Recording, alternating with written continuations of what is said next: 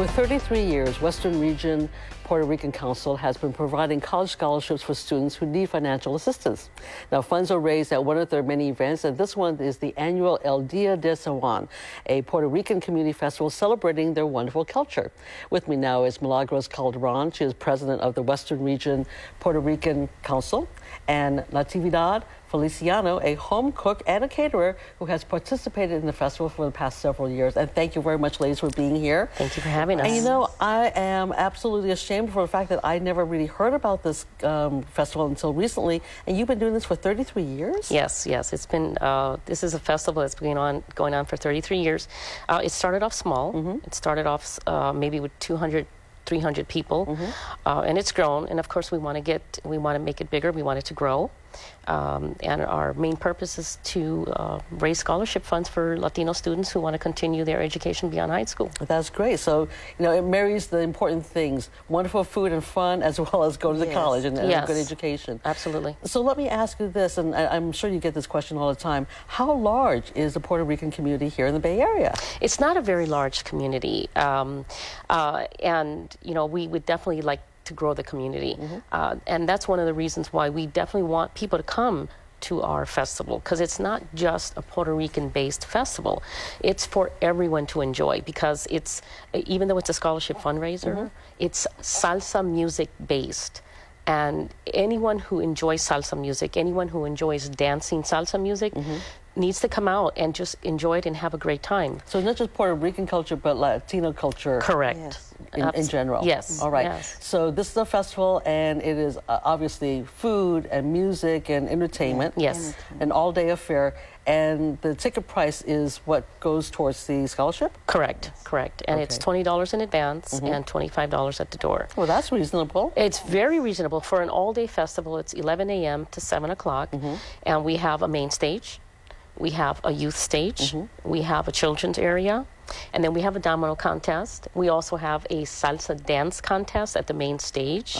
And we also have traditional dance, Puerto Rican dance, that we also feature. Oh, that'd be different. It's and of fantastic. course, we're great about food around here. Yes. And so that's why, and we call you Tata. Tata, that's mine. And that's why you're here, because I understand that your booth is one of the most popular booths with people lining up for your food.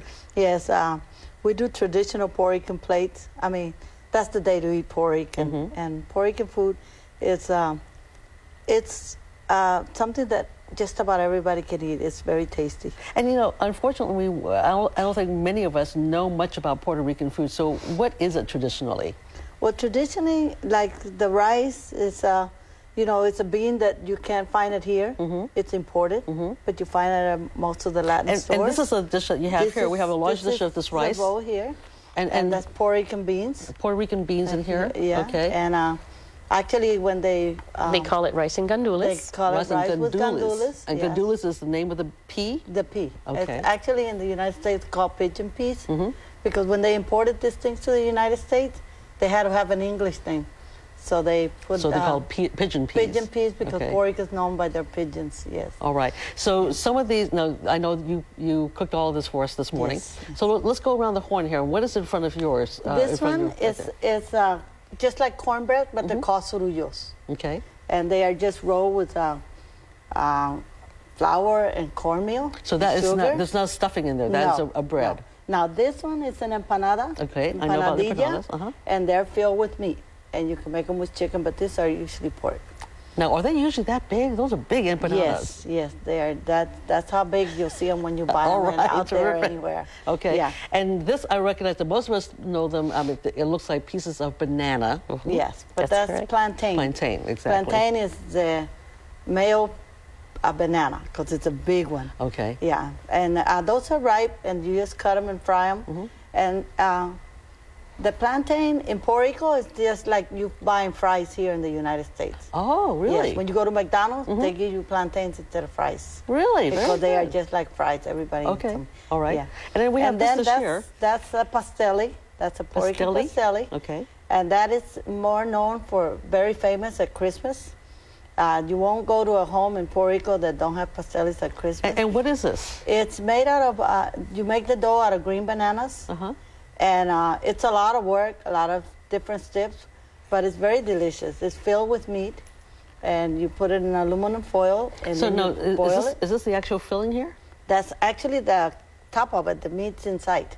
Oh, Yes. I see. Wow. Yes, and then it's wrapped in that foil like the one on top, and then you cook it for 15, 20 minutes, and there's your pastel. But it does take a lot of process. And you were telling me, as we were talking a little while ago, that Puerto Rican food is not only delicious, but is very labor intensive. Yes, Yes, very very. time consuming. Very time consuming. So that's why people line up, because they're Yeah. not doing it at home. They want to eat your food. Out there, we're real good. We cook real fast. So usually we don't have a big line because I got a lot of people working for me.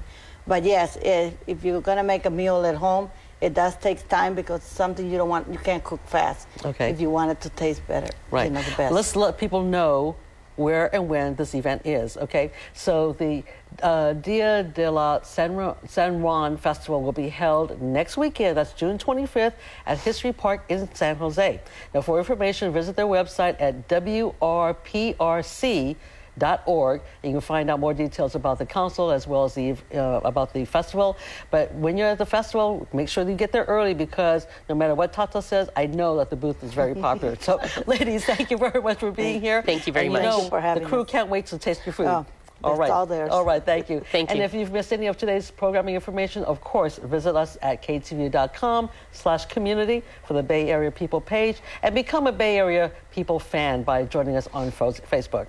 But that is all the time we have left for today, so thank you very much for watching. We'll see you again next week right here on Bay Area People. Until then, I'm Rosie Chu. Have a terrific weekend. I'll see you soon.